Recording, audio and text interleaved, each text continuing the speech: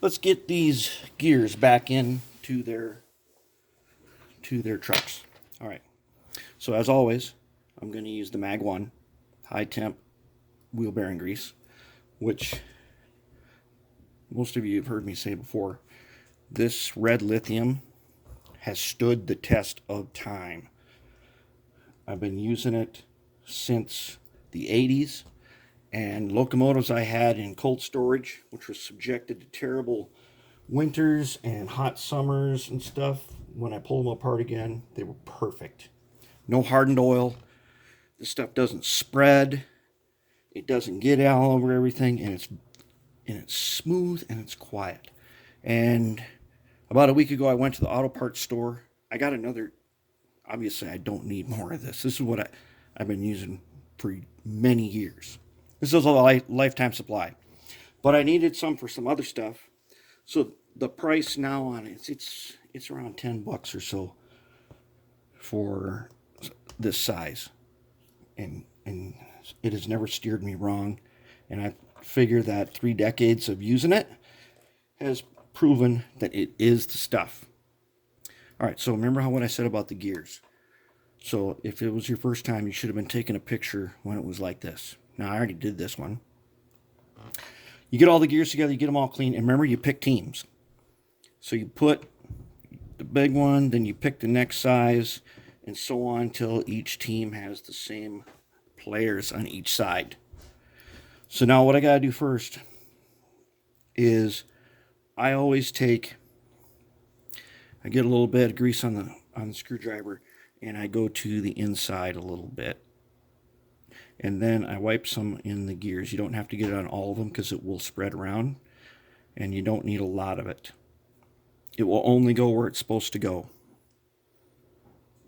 Okay, that's one. Now, so you're trying to figure out which gears go where. They only go one way, and if you had your picture, you remember. If you don't, start with the obvious one, which would be the big one. Otherwise, the rest of these are the same. So there are 1, 2, 3, 4, 5, 6 posts, 6 gears. Calmly, just look it over. This is where the medium-sized gear fits. So that's where it goes. Then the rest of them being mostly the same, go on every other post. So I get the inside, get a little on the screwdriver here. And I like to hit the inside post. It makes everything really smooth operation. Just give it a spin. Okay, get a little more. Go to the inside. And if there's excess on top, I'll wipe it off. And get some.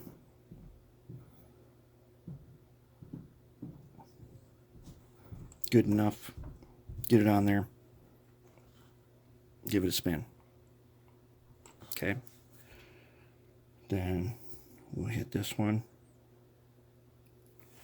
Get a little more. Get the teeth.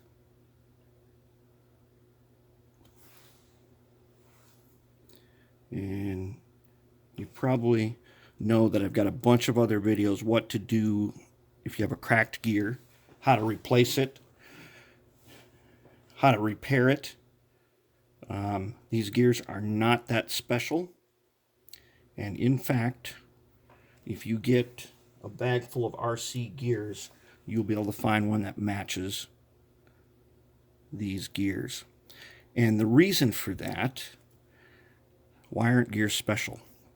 Because, if you remember right, I have this book, the Compendium Secrete 1941, and it shows a chart of how gears are made using gear making tools. That is why gears are not special. That is why you can always find a replacement for them, because there's a certain set of tools that are used to make the gears, and they are standard. And sometimes you may need to do a little fabrication.